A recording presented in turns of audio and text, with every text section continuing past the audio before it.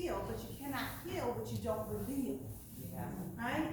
And so those three things, although it's kind of a play on words and rhyme, it's truth, right? So we are very much socialized to hold our emotions in, even though we're very much emotional beings.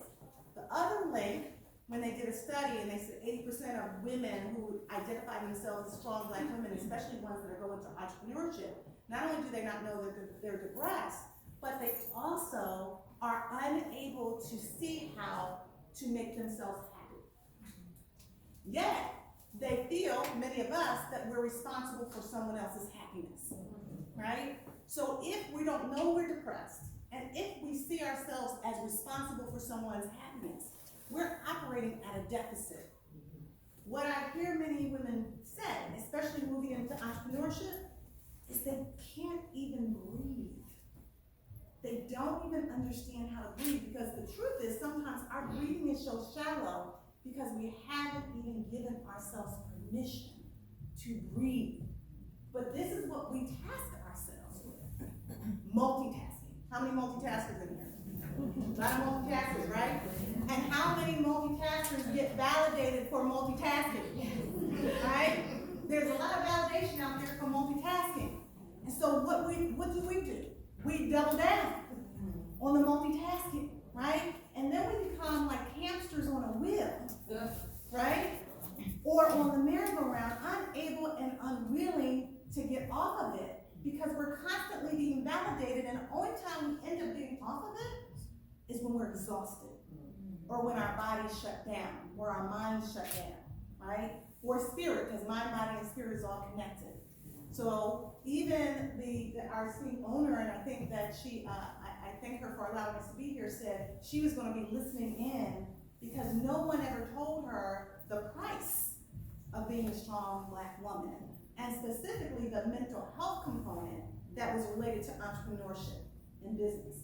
She said she understood that she was going to have to work hard and lose sleep and probably be broke for a while, right? Anybody know that story, right? Right? She knew that, but she didn't understand the cost of being strong and how that would play on her mental health. And so, with that being said, when I want to hear from our esteemed panelists as well, when you hear someone describing themselves as being described as a strong Black woman, first, what comes to mind for you, right? And what does being a strong Black woman mean to the people that you see in your offices, and how you work with them? Go ahead. Yeah. All right. So when I first hear strong Black woman, I think of so many different people in my life. So whether that's like my mom, whether it's my grandmothers, I should say, nieces, aunts, my sisters, my colleagues, my friends, and so forth and so on.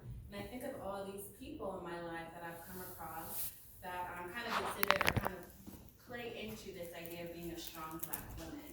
And then on the other hand, when I think of women who do come into the practice, and they may not be using the words as a strong Black woman, but they kind of already can tell the way they're coming in, they're saying, you know, I am overwhelmed and I am stressed, and this is why. And they start to list out all the different roles that they play in their life, or that they're playing in their life. And they're just wondering, like, what can I do with this? Usually it might come out in depression. Sometimes I see it in a combination of anxiety as well. And so it takes a lot of discussion and figuring out for them, how do I navigate all these roles that I play in my life? How do I still find time to like nurture myself? And knowing that nurturing myself doesn't mean that, you know, you're selfish at all. So it's like necessary if you're going to try to live out all these different goals, that you have to give something back to yourself so that you can be of service to other people.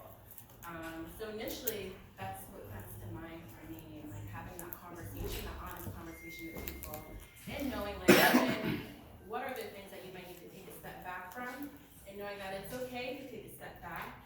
You can always jump back into those other tasks at another time. But again, like how do you navigate your day? How do you navigate your week in a way that you can still feel ready to do the work that you feel tasked to do, your passion, your